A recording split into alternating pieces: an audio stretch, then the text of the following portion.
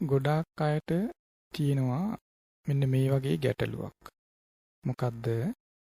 ඒ අය වන්දනාමාන කරනකොට එහෙම නැත්නම් දහම් පොතපත කියවනකොට එහෙම නැත්නම් ධර්මයේ අහනකොට මේ ආදී කටයුතු කරනකොට සිහිය පිහිටවන්න උත්සාහ කරනවා.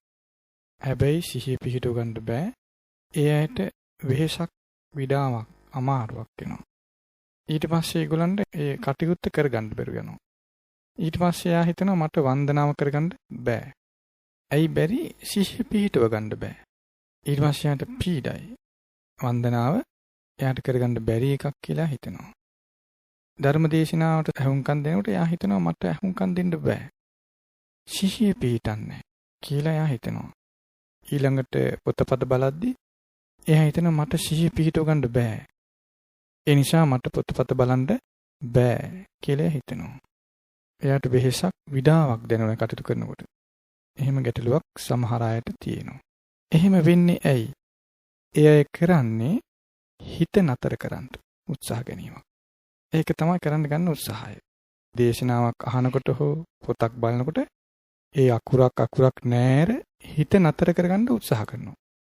අපි යමක් වෙනකොට ඒ කරන සියලුම කටයුතු ඔස්සේ හිත නතර කරගන්න උත්සාහ කරනවා. දැන් වන්දනා කරනකොට අපි ගාථා කියනවනම් ඒ හැම ගාතාවක අකුරක් නෑර හිත නතර කරගන්න උත්සාහ කරනවා. අන්න එහෙම උත්සාහයක් තමයි ඒගොල්ලෝ ගන්නෙ. අපි ධර්මයේ හැසිරෙනවා කියලා යමක් කරනකොට ඒ කරන ක්‍රියාව මුල් කරගෙන අපිට අපහසුයක් එන්න පුළුවන්ද? එන්න බෑ. ධර්මයේ හැසිරීම මගින් සුවපහසුව ප්‍රණීත බව තමයි ඉපදෙන්නේ. එහෙනම් අපි ඒ කළ කටයුතු තුළින් අපිට පීඩාවක් ආවනම් ඒතර ධර්මයේ වරදක්ද? නෑ. අපි ඒ කළ කටයුත්තේ එකල ආකාරයේ වරදක් තියෙනවා. අපි එහෙම කල්පනා නොකර ඒ කටයුත්තම ආය කරන්න තමයි උත්සාහ කරන්නේ. එතකොට යම් පීඩාවක් ඇති වුණා නම් ඒක දිගින් දිගටම වැඩි වෙලා යනවා.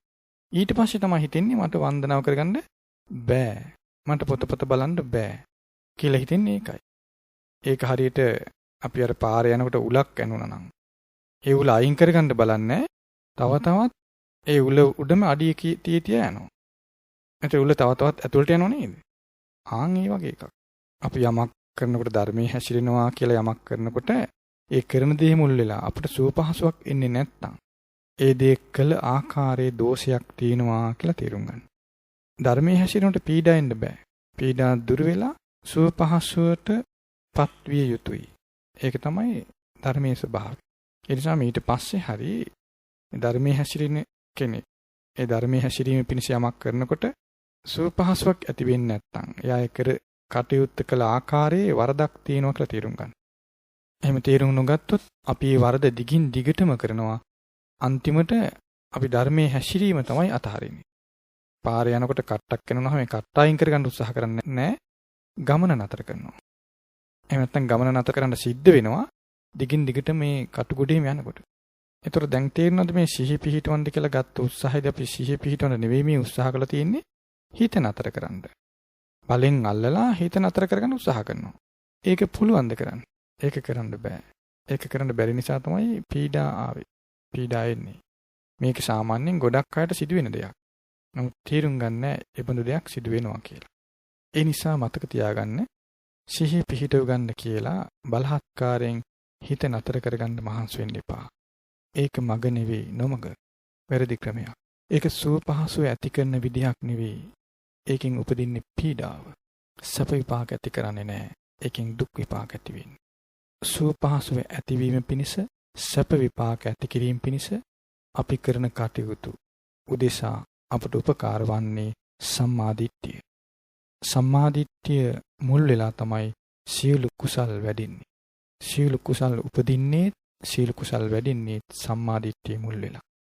ඒ නිසා සම්මාදිට්ඨිය මුල් වෙලා ඒ සම්මාදිට්ඨිය අසුරු කරගෙන අපේ ජීවිතයේ සම්මාදිට්ඨියට අනුව හැඩ ගහ ගන්න, දියුණු කරගන්න කල්පනා කරන්න. සම්මාදිට්ඨිය ගැන භාගතුන් වහන්සේ පෙන්වා දුන්නේ ධර්මයන් ඉගෙනගෙන ආන් ඒ ධර්මයන්ට අනුව කටයුතු කරන්න. එතන අපිට මේ පීඩා අපහසුකම් දුරු වෙලා අපිට පීඩා අපහසුකම් ඇති වෙන්නේ නැහැ. ඒ වයින් දුක් විඳින සිද්ධ